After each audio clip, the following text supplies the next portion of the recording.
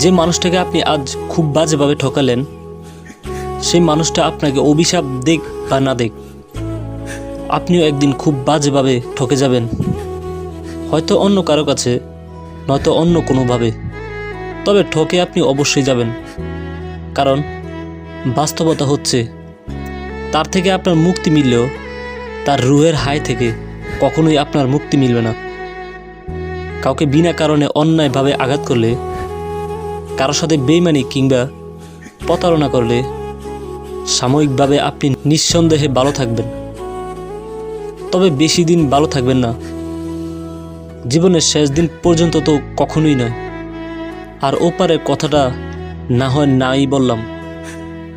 বিশ্বাস ভাঙার প্রতিযোগিতায় আপনি খুব দক্ষতার সহিত কারো বিশ্বাস ভাঙছেন। আপনার দেওয়া দুঃখ কষ্টে প্রার্থনায় বসেও কেউ চোখের জল ফেলেছে।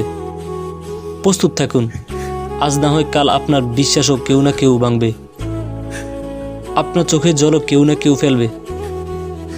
ইচ্ছাকৃতভাবে আপনি কারো ক্ষতি সাধন করলে আপনার ক্ষতিও কোনো না কোনোভাবেই হবে। অন্যের দুর্বলতা, সরলতা কিংবা ভালোবাসার সুযোগ নিয়ে আপনি যা যা অন্যায় করবেন, গোলাকার এই পৃথিবীতে ঘুরে ফিরে তার সবটাই ফিরে পাবেন, শুধু সময়ের অপেক্ষা মাত্র। আপনার অন্যায়, অত্যাচার, অবিচার, ব্যভিচার, অপকর্ম, প্রতারণা, ঠকানো, বেইমানি সব কিছু আপনি ভুলে যেতে পারেন। যার সাথে করেছেন সে হয়তো কোনো দিন ভুলে যেতে পারে, কিন্তু প্রকৃতি কখনোই কোনো কিছু ভুলে যায় না। তাই আপনার কর্ম ভালো হোক বা মন্দ, প্রকৃতি আপনাকে সেভাবেই সবটা ফিরিয়ে দেবে। ভালো কর্ম করলে ভালো, আর মন্দ কর্ম করলে মন্দ, সে যাই হোক না কেন, তবে ফিরিয়ে আপনাকে অবশ্যই দেবে। মনে রাখবেন, গোলাকার এই পৃথিবীতে ভালো মন্দ সব কিছুই ঘুরে ফিরে আসে। মানুষের হিসাবে ভুল হলেও প্রকৃতির হিসাবে কখনোই ভুল হয় না। প্রকৃতি তার নিজস্বতায় সব কিছুর হিসাব খুব পূর্ণাঙ্গপূর্ণভাবেই রাখে। প্রকৃতির যে হিসাবে বড্ড পাকা, কর্মফল ভোগ না করিয়ে কখনো কাউকে ছাড় দেবে না। জানেন তো, ইংরেজিতে রিভেঞ্জ অফ নেচার বলে একটা কথা আছে, বাংলা যাকে প্রকৃতির প্রতিশোধ বলে। কিন্তু আমরা যখন ঠকে গিয়ে ঠকবাজ, প্রতারক, বেঈমান, বিশ্বাসঘাতক ও চরিত্রহীন মানুষগুলোকে ভালো থাকতে দেখি, তাও আবার দিনের পর দিন, বছরের পর বছর কিংবা যুগের পর যুগ ধরে, তখন আমরা বলি রিভেঞ্জ অব নেচার বলে কিছু হয় না, কিচ্ছু না, ওটা শুধুমাত্র সান্ত্বনার বাণী।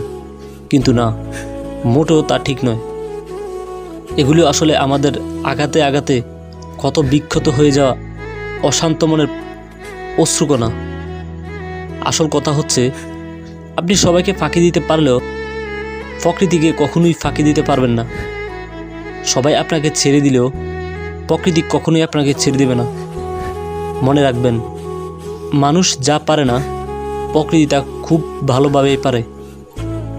মানুষ যে হিসাব মিলাতে পারে না, হিসাব খানিক অপূর্ণ রয়ে যায়, প্রকৃতি সেই হিসাব সময় মতো কড়ায় গন্ডায় মিলায়। মানুষ যে বিচারের ভার সৃষ্টিকর্তার হাতে ছেড়ে দিয়ে নীরবে নিভৃতে চোখে জল ফেলে সব সহ্য করে যায়, প্রকৃতি সে বিচারের সাজা এই দুনিয়াতেই ভোগ করিয়ে নিয়ে যায়।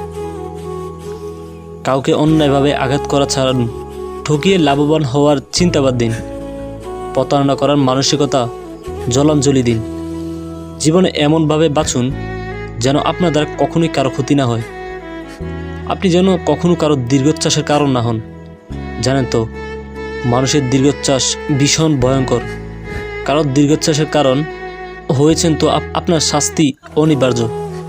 তাই জীবনের আর কাউকে পরোয়া করুন আর না করুন, সৃষ্টিকর্তাকে পরোয়া করুন। মনে রাখবেন, তিনি ছাড় দিলেও ছেড়ে দেন না কখনো।